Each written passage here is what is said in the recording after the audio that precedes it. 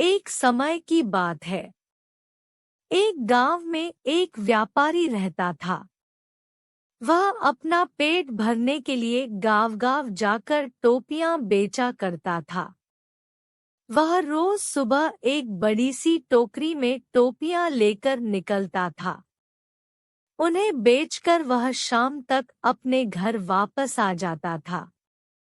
एक सुबह वह अपनी टोकरी में रंग-बिरंगी टोपियां लेकर निकला। एक गांव में टोपियां बेचने के बाद वह दूसरे गांव की ओर जा रहा था। चलते चलते वह बहुत थक गया था। उस रास्ते से गुजरते समय एक जंगल भी पड़ता था।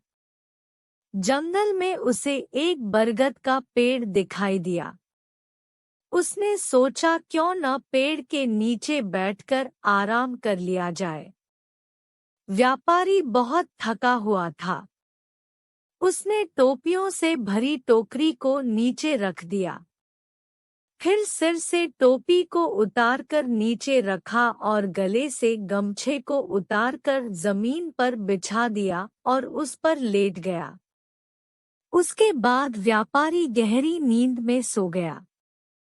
जिस पेड़ के नीचे व्यापारी सो रहा था, उसी पेड़ पर बहुत सारे बंदर रहते थे। व्यापारी के सोते ही बंदरों ने उसकी टोकरी पर हमला बोल दिया। बंदरों ने रंग-बिरंगी टोपियों को लेकर खेलना शुरू कर दिया। कई बंदरों ने टोपियों को हाथ में भी पकड़ रखा था। बंदरों की उछल-कूद से वहां शोर हुआ तो व्यापारी की नींद खुल गई। नींद खुलते ही व्यापारी के होश उड़ गए। उसकी टोकरी से सारी टोपियां गायब हो चुकी थी। सभी बंदर हाथ में टोपी लिए हुए व्यापारी की ओर देख रहे थे। व्यापारी ने ऊपर बंदरों की ओर देखा तो उसे सब समझ आ गया। व्यापारी परेशान हो गया। वह सोच में पड़ गया कि अब टोपियां न बेच पाने के कारण उसका कितना नुकसान हो जाएगा। यही सब सोचते हुए वह अपना सिर खुजाने लगा। उसे ऐसा करता देख बंदर भी अपना सिर खुजलाने लगे। व्यापारी को यह देख गुस्सा आ गया। उसने गुस्से में अपने सिर पर अपना हाथ तेजी से मारा। बंदरों ने भी अपने हाथ से अपने सिर पर तेजी से मारा। बंदरों को ऐसा करता देखा व्यापारी को समझ आ गया कि बंदर उसकी नकल उतार रहे हैं।